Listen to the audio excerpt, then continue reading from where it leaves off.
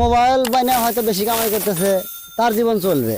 আর ধান যদি চাষবাস না করে, ক্ষেত খামারে যদি আবাদ না হয়, তাহলে তো দেশ পৃথিবী চলবো না, দেশ চলবো না, দেশ অচলের মধ্যে আসবো। এজন্য কৃষক যদি চাষ না করে, দেশ চলবো না। যতই মোবাইল বানায় কারা, যে যে ব্যবসায় করুক, সবচেয়ে বড় ব্যবসা হলো যে কৃষকের চাষের ব্যবসাগুলো বড়। এই চাষ যদি না থাকতো, দেশ বাঁচতো না। এই চাষের উপর মানুষ, গরু ছাগলের সবের জেগারি পড়ি। এটা যদি না থাকতো, মানুষ বাঁচবো না। কারণ আমরা হয়তো এটাই বুঝি। এই কাজ আমার ছোটবেলার তানি। বয়সটা তো বয়স যদি 40 বছর হয়, কাজের বয়স হয়তো 25 বা 22 এরকম। নিজের জমিতে কাজ করছি। ধান প্রথম অবস্থায় চারা ফালান লাগে, তারপর জমি চাষবাস করে লাগান লাগে। তারপর অবস্থায় ধানে অনেক কীটনাশক বিষ এগুলা ব্যবহার হয়ে ধান হলি আবার কাটা নাগে, মারাই করা নাগে, কইরা সেদ্ধ করা নাগে, ভাঙ্গান নাগে, রান্দা খাওয়া নাগে। পোকা অনেক সময় আবহাওয়ার সাথে নির্ভর করে। আবহাওয়া যদি ফেপার থাকে, হয়তো পোকা কম হয়। আবহাওয়া যদি ফেপার না থাকে, হয়তো পোকামাকড়ের আক্রমণ বেশি হয়।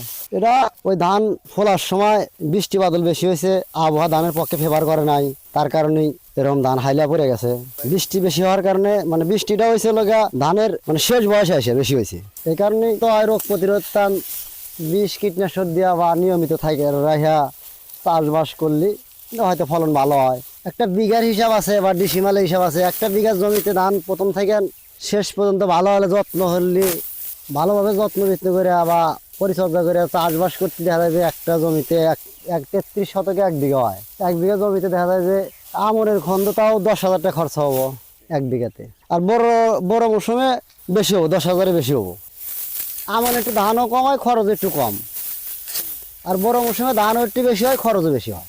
যেমন মানুষের শরীরে ডুব গোসল করা নাগে, খাওয়া নাগে, বা চুল দাড়ি হলি বড় হয় গেলে কাটা নাগে। এজন্য ধানেরও বা ঘাস একটার ভিতরে আবর্জনা, ওটা পরিষ্কার করে দেওয়া নাগে। হয়তো বা মাটিতে যে সারটা আছে, ওই সারটা ওই ঘাসটা না খালি ধানের ফলনটা একটু ভালো হয়। আর ঘাস থাকলে ফলন কম হবো।